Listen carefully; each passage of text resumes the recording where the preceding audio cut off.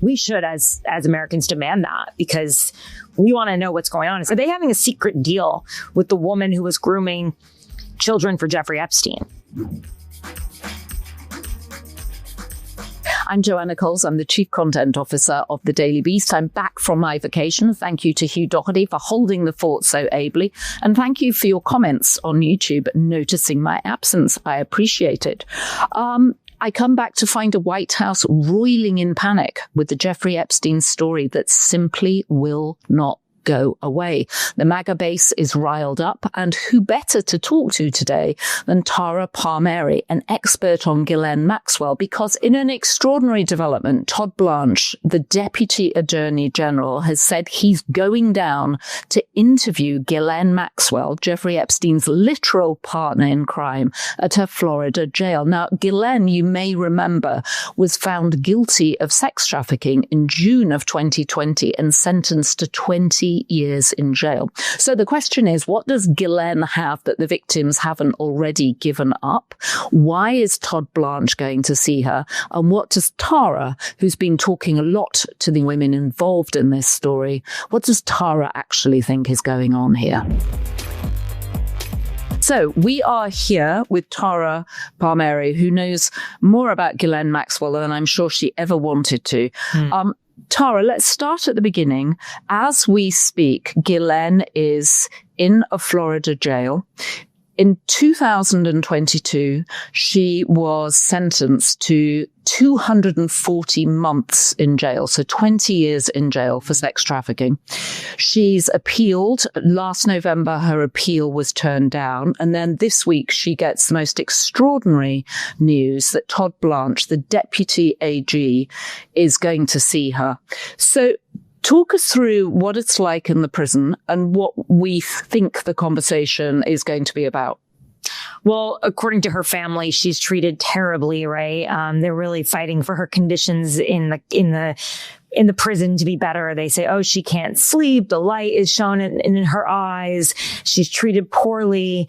And, they've long been saying it's been unjust, that she's been a victim the entire time, that she's been innocent. And that's why she refused to testify in her own case. She's not exactly the most sympathetic character. Why would anybody who's innocent refuse to testify in their own case? Well, I don't think she would do well on cross-examination, number one. Number two, I don't think the jury would be sympathetic to her. She's a woman who is obviously comes from a high class. She's, Oxford educated, multiple passports, lived a high-flying lifestyle.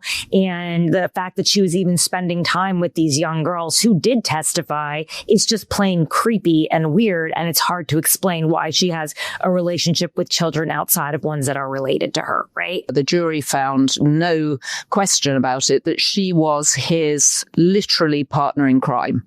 Yes. And she assaulted a lot of the girls. I mean, she did that herself. She was with him, sexually assaulting them on top of grooming them. And this is the part of the story that I find to be extremely frustrating, because I'm sure you see this too, Joanna, online. People are saying she's a martyr. She's being persecuted just because she's a woman. But when I talk to a lot of the victims of Jeffrey Epstein, so many of them are actually even more angry at Ghislaine Maxwell than they are at Jeffrey, because they feel that she used the fact that she was a woman to lure them in, because little girls don't just show up on a 50-year-old man's doorstep.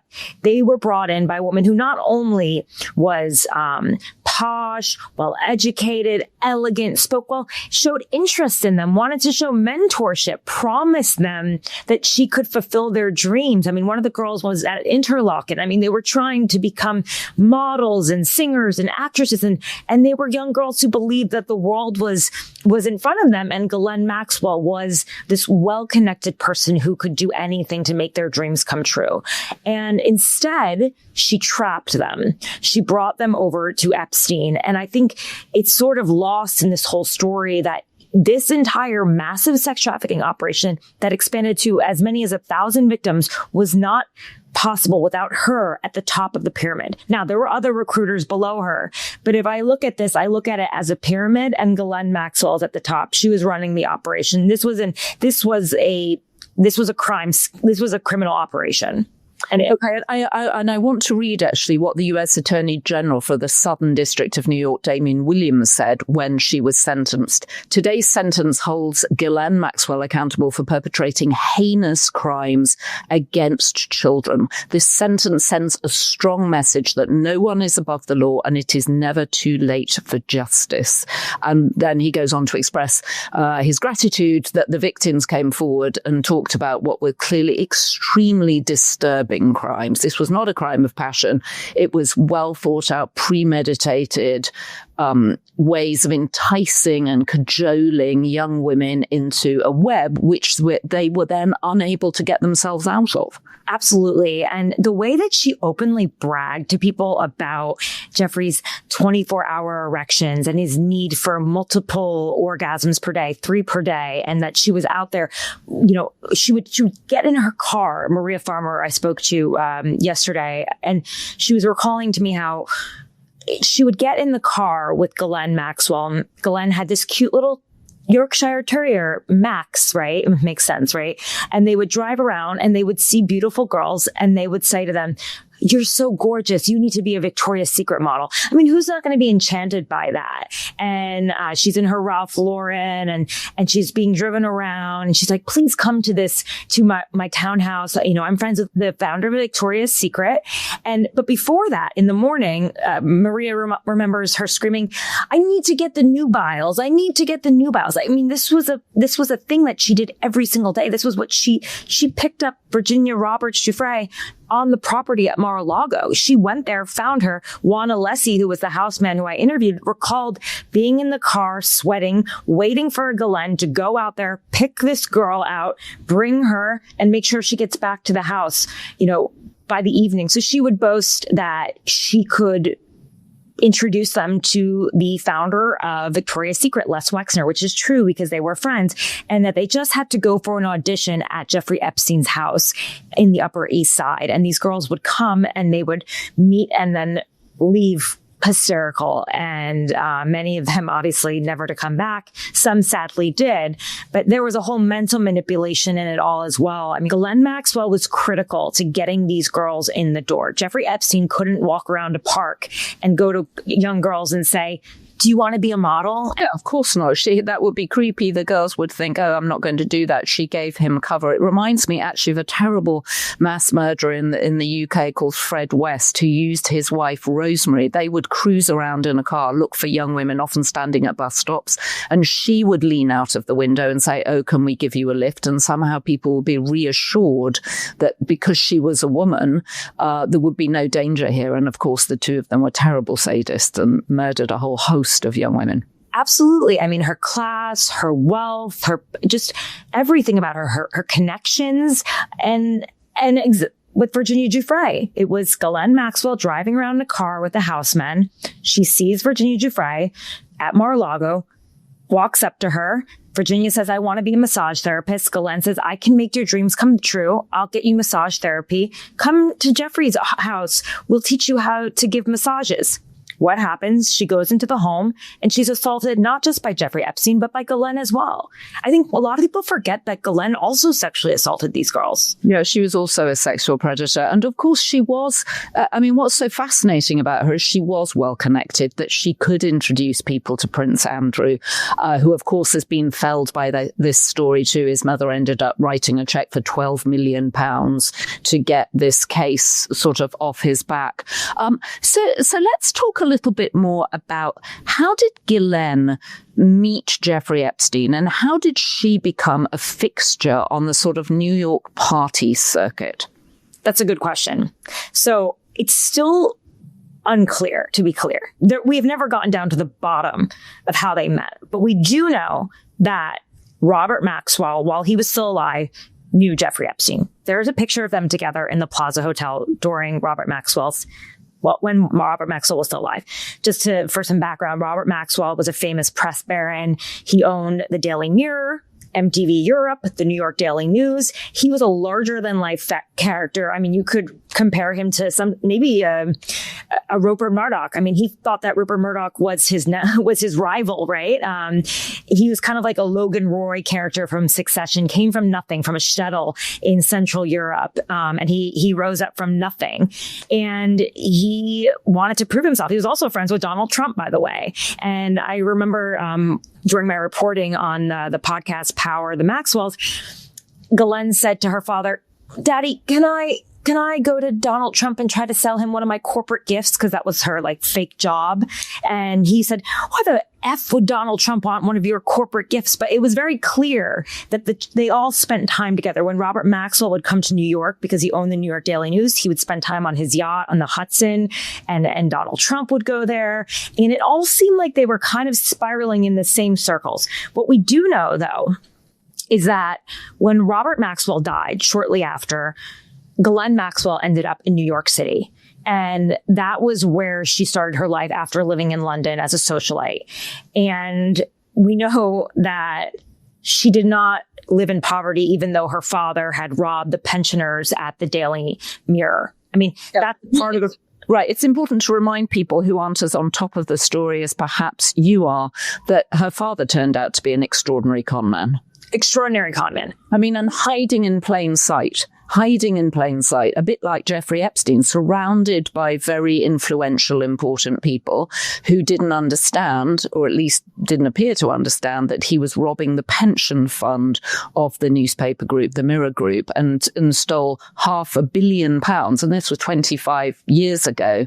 So an extraordinary amount of money. And the way he died is very similar. Died in question, like Jeffrey Epstein. People wondered, was he killed or did he kill himself? Did he kill himself because the jig was up and everyone knew that the pensions were being stolen?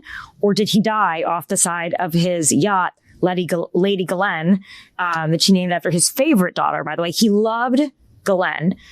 We can go into that too. But, there were a lot of questions. Ghislaine did not want to believe that her father committed suicide. In fact, she said that he was killed because of the way his body was found and that there wasn't water found in the lungs. She did not believe that her father committed suicide. And for the same reasons that, they thought that he believed he was above the law. He wasn't the type of person who would commit suicide.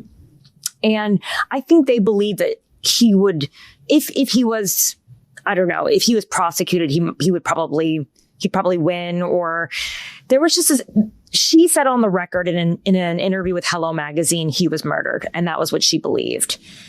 And so this is Daddy's little girl.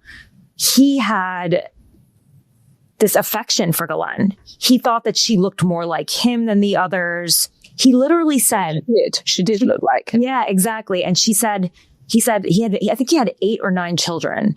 And he said, none of my children, not even his wife, would get anything, none of his money, only Ghislaine and the youngest boy, Ian, because Ian was like him and Ghislaine was his friend. And even in pictures, you could see that he was proud to have Ghislaine on his arm, but not his wife, Betty.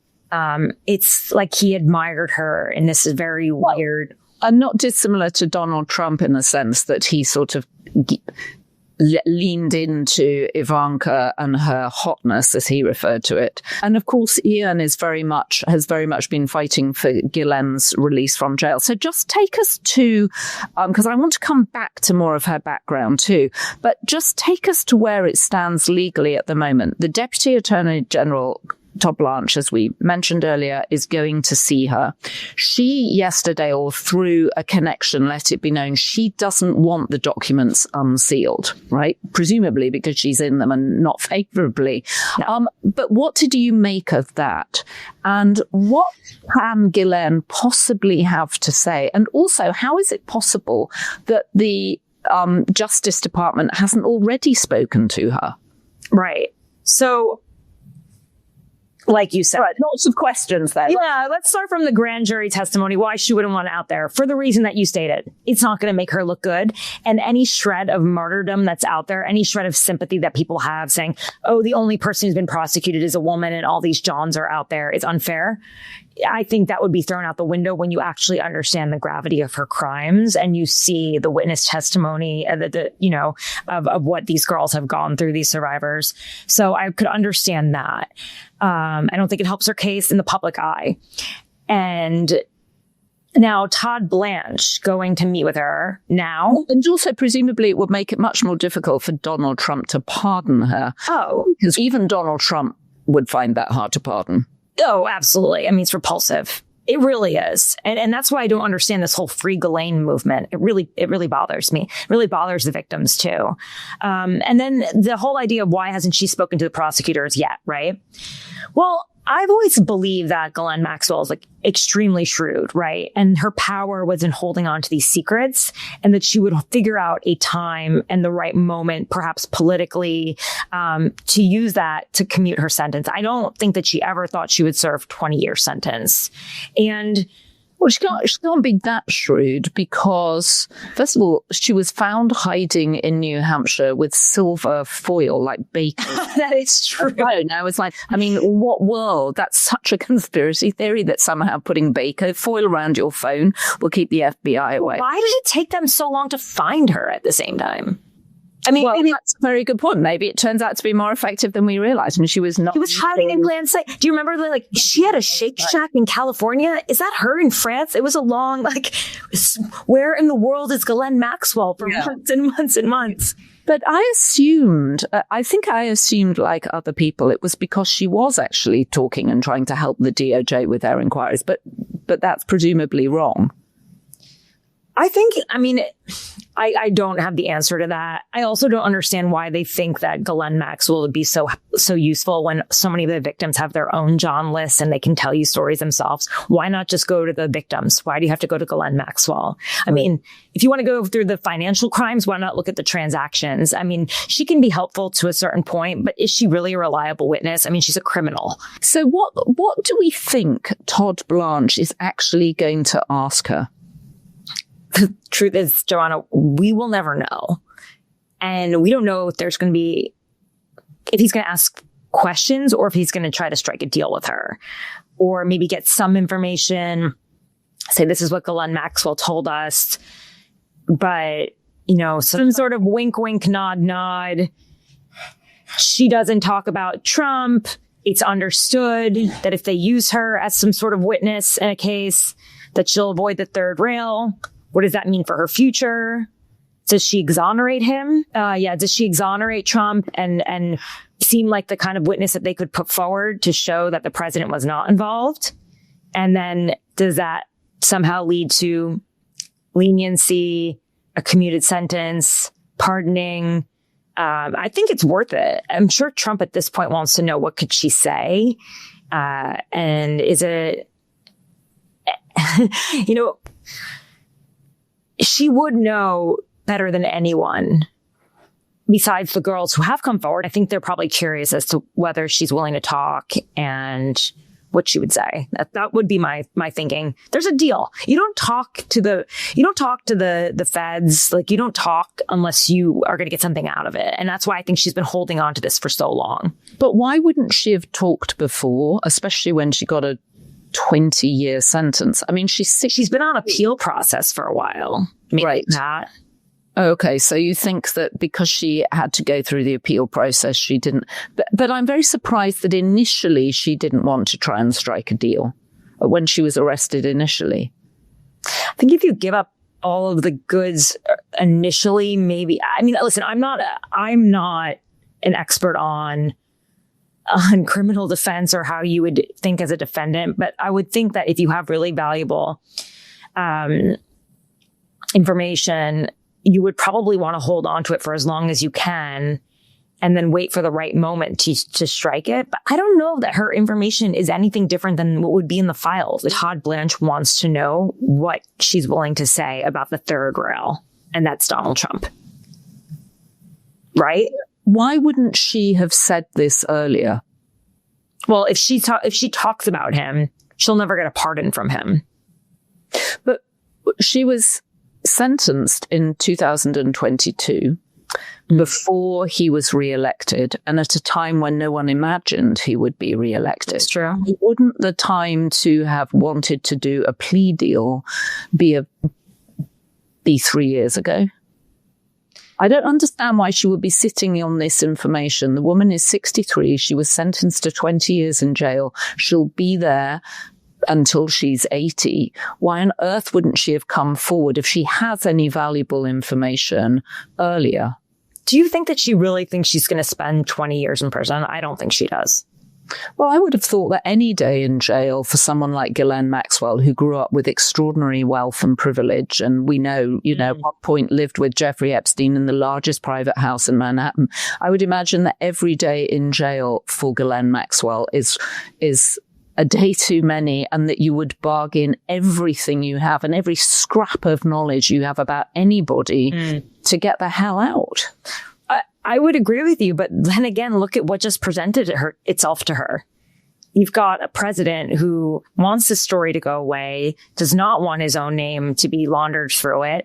And here she is presenting an opportunity to speak, but if she says the right things, to possibly get a deal, leniency, clemency, a pardon. It's almost as if she could have seen this, as if she predicted that there would be an opportunity at some point for her to use her cards. I think her power was always in the secrets and keeping those secrets, and she knew that. It's a absolutely crazy story. So we've got Mike Johnson having dispatched the House early for recess. Can you imagine any other industry where they go, oh, you know what, we've decided everybody can leave early, go off on holiday early this year. I'm sure that's going to make people frustrated about politicians even more. But we've got various people. James Comer, head of the Oversight Committee, has said that they're not prepared to offer her a reduction in sentence, but if she has information, they want to hear it. Do we think that that's going to come to fruition? I mean, Alan Dershowitz is out there saying she's going to get some sort of deal, essentially, right? Alan Dershowitz was Jeffrey Epstein's lawyer. Alan Dershowitz was close with the Trump administration.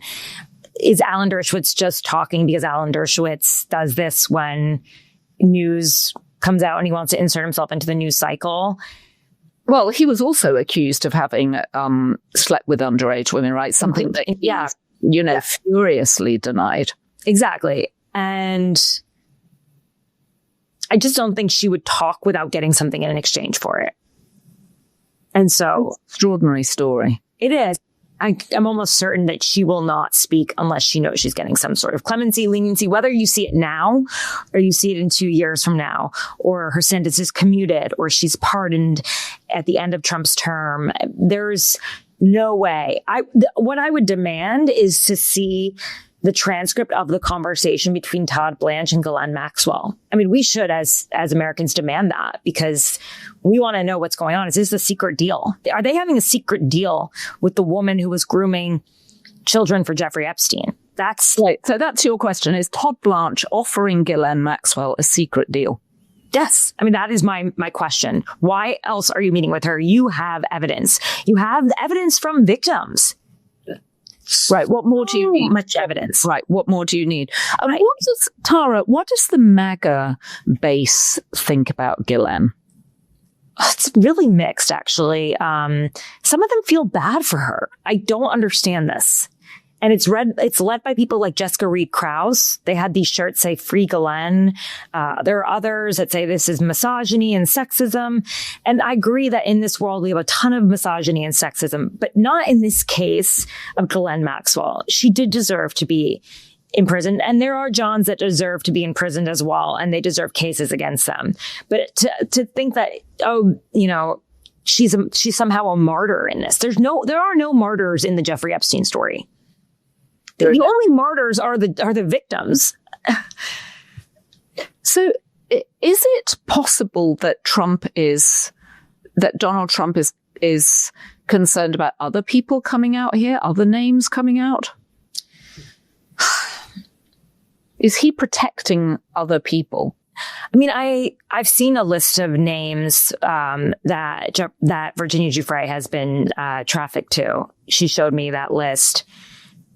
Maybe they were in some way connected to Donald Trump, nothing was like that clear to me. A lot of those names are not household names that people would know, but they're high net worth, powerful people. A lot of them are dead. Ghislaine met Jeffrey Epstein probably through her father. She was hanging out in high society, so-called high society in Manhattan. Why did people find her so compelling? Well, she had this personality and this sort of, she was beguiling, you could say. She was a little quirky. She was really connected. In fact, someone described her as almost being like a ballerina, the way she worked a room, and she would, flirt with men, and she would, she just had this kind of confidence about her that she was larger than life. She was a bit like Robert Maxwell, her father.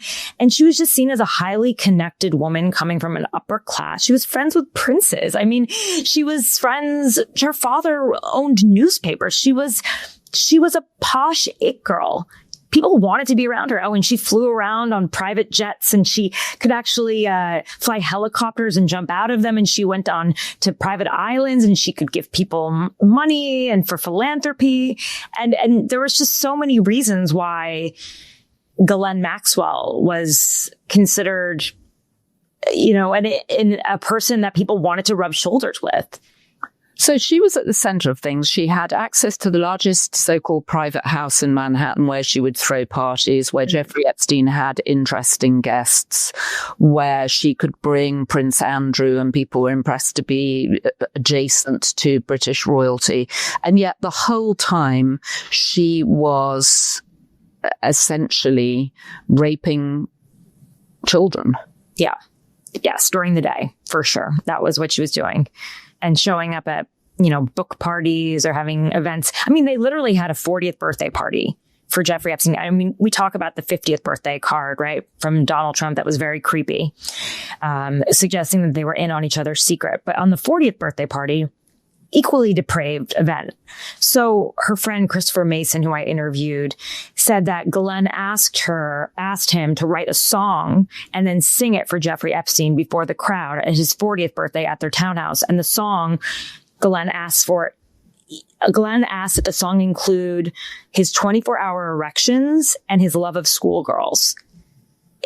And it was sung before all these people. And it was just, this is the Bacchanal type crimes hiding in plain sight. Right. And this was the Bacchanal style that she wanted. She wanted everyone to think it's a laugh, and these girls are party favors, and we're all in on it. It's just fun. Don't worry. And that's how she let people, she actually groomed the elites in some ways, because she got them to groom the guests. Yeah.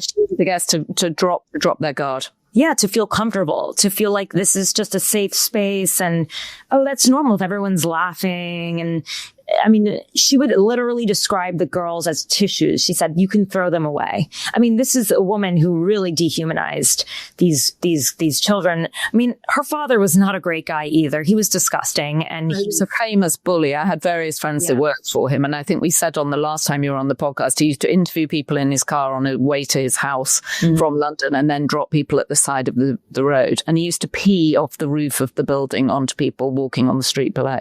Right. He used hand towels to wipe his bottom, then left it for people. He did not care about humans. They had something in common in that sense. He also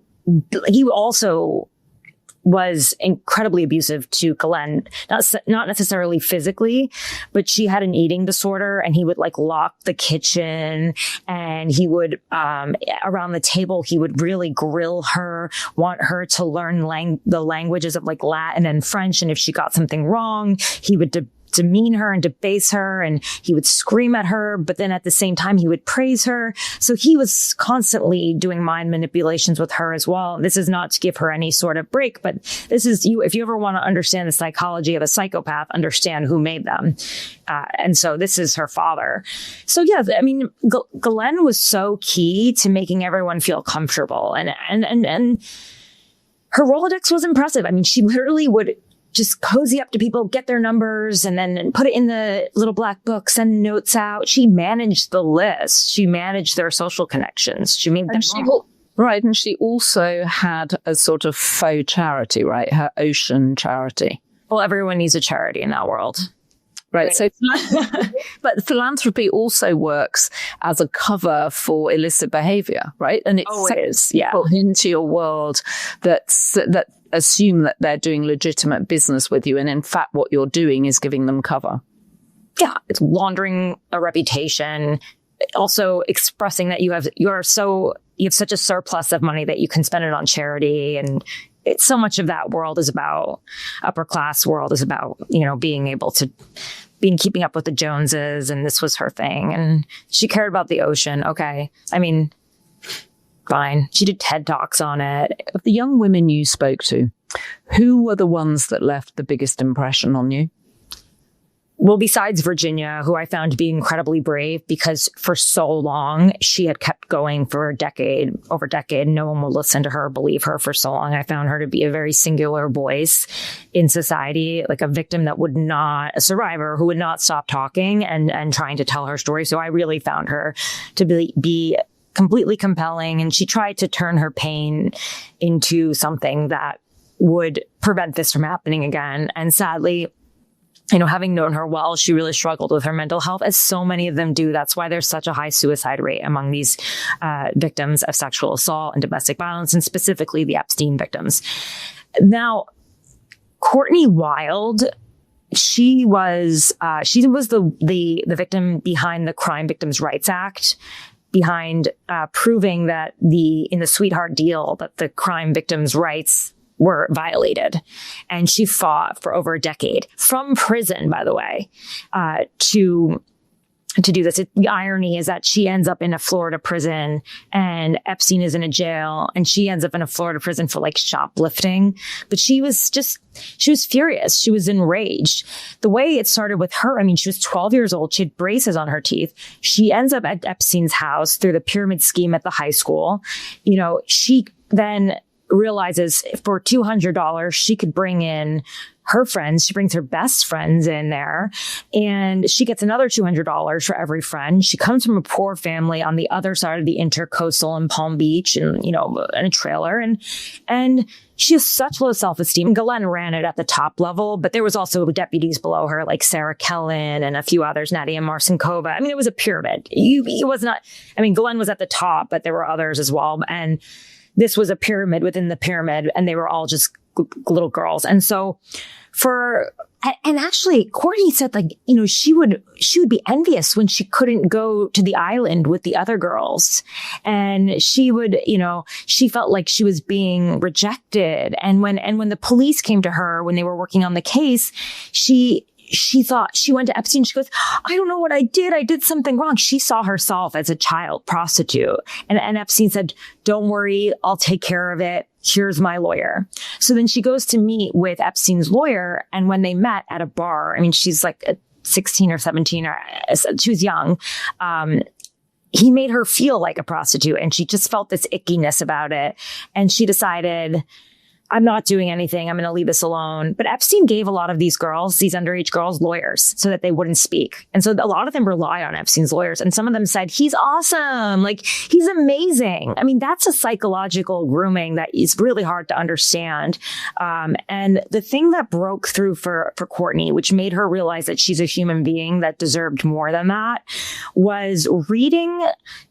So the feds were trying to reach her, this great prosecutor, Marie Filifania, who ended up actually dropping the case, sadly, from political pressure. But she really was trying to reach Courtney, and Courtney was just running away, being like, I don't want to talk to you. I don't want to talk to you. I don't want to have anything to do with this. And that's the problem. Jane Does don't want to talk. That's generally how it works. That's why they go by Jane Does. And the way that they thought maybe they could get her to talk was by just dropping off files, depositions of other victims. And so so they would show them evidence from other victims. Yeah, unnamed Jane Does. They dropped off some testimony at her house, and she'd just been resisting them, running away from them, thinking that they're coming for her, not Jeffrey Epstein, for her, because she was the one that did something wrong. And so she starts reading it, and she recognizes the story because it's the story of her best friend. And she starts to cry, and she sobs. And she realizes, I'm a victim. I have been victimized. And even if I think I'm worth nothing, even if I think I'm the bottom of a bottom of a shoe, like a piece of gum. These girls, these other victims, they deserve someone fighting for them. And so many, this is what I've always found when I work with these victims and I interview them, is so few of them actually believe it's ever been about them. It's really about other people because their self-esteem is so destroyed by what they've been through. And so the only thing that keeps them that really drives them often isn't about fighting for themselves. It's about fighting for the others. And that's why they call themselves like survivor sisters. And they feel like, because they become so depleted, they become dehumanized, that it's hard for them to even realize that like they deserve to be protected by the justice system. It's hard for them to believe that they deserve justice. But then they're like, you know what? I may not deserve it because I'm the scum of the earth, because Jeffrey Epstein used my body and I'm this and that. But these other girls didn't deserve it. And so that's why I'm going to fight. It's very rare that I hear girls saying, this is for me. This is for me. They always look at the others. And I get it. It's just like, the grooming is so intense. And especially when it happens that young, it's really hard to break that mold. I mean, girls testifying, Jeffrey's awesome. He's amazing. It's like they thought he was a benefactor. So, as we've said, Todd Blanche, the deputy AG, is going to talk to Ghislaine Maxwell. Mm-hmm. There's now a real there's a real interest from both parties in keeping this story under the spotlight. What do the women who were trafficked by Ghislaine and Jeffrey Epstein think about this now? What do they think? Have you talked to any of them about Ghislaine now being center of attention again? Yeah, they feel re-victimized by it. I mean, I spoke to Maria Farmer, who was assaulted by her. She said that she feels re-victimized by the government again. Dan Bongino, Pam Bondi's number 2, has said repeatedly that he doesn't want to do that. Do you think that's true? I don't think putting out the grand jury files would re-victimize them. Some maybe, and I'm sure some have privacy concerns. What I think would re-victimize them is a leniency deal for Ghislaine Maxwell, clemency, a pardon. The idea that her word matters more than them, that would re-victimize them. Some of them are really happy to see the story out there and to see it plaguing the powers that be. I know that. I mean, the victims, we text all day long. The survivors, we're constantly texting, and they're happy to see that you and I are talking right now, and they're happy to see that their story stays, that their story continues, and that we're focusing on them. But if the government takes a wrong turn on this and suddenly turns Ghislaine into a martyr, gives her a deal, I just think they're going to be furious. I mean, they were already furious. They haven't gotten any justice in this case. Okay, well, it's a very interesting story. It's clearly caused enormous panic in the White House. You can see no one understanding how to push the narrative along, which is something that traditionally they've been very skilled at.